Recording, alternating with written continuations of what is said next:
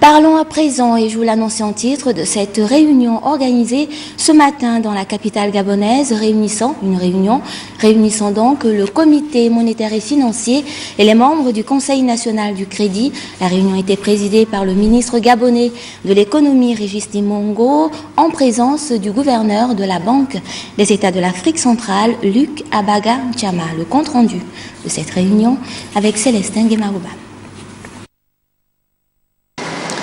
Au siège de la direction nationale de la Banque des États d'Afrique centrale à Libreville, ils étaient tous là, le gouverneur de la BEAC, les patrons de banques et autres représentants des institutions publiques et privées pour examiner l'évolution de la situation monétaire et financière du Gabon à fin avril 2016.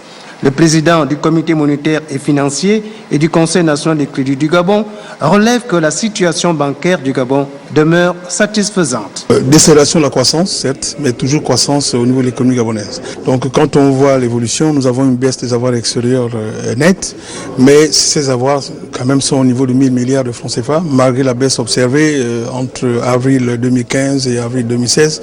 Nous avons une réduction de 15% des avoirs extérieurs nets qui sont liés bien sûr à la déprime au niveau du marché des matières premières.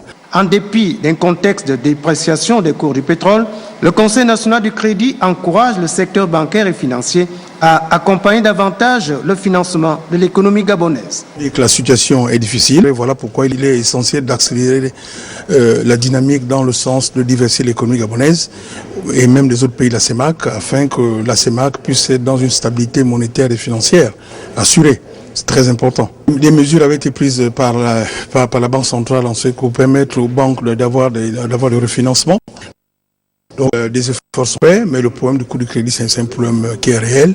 Et nous encourageons les banques à essayer de revoir bien sûr leur structure aussi, et limiter certaines charges afin que le crédit gabonais, le crédit offert aux entreprises puisse être viable. En tout cas, au regard du cadre global de la BEAC, le Gabon respecterait les critères fixés par la communauté économique et monétaire d'Afrique centrale relatifs à la surveillance multilatérale des économies de la zone.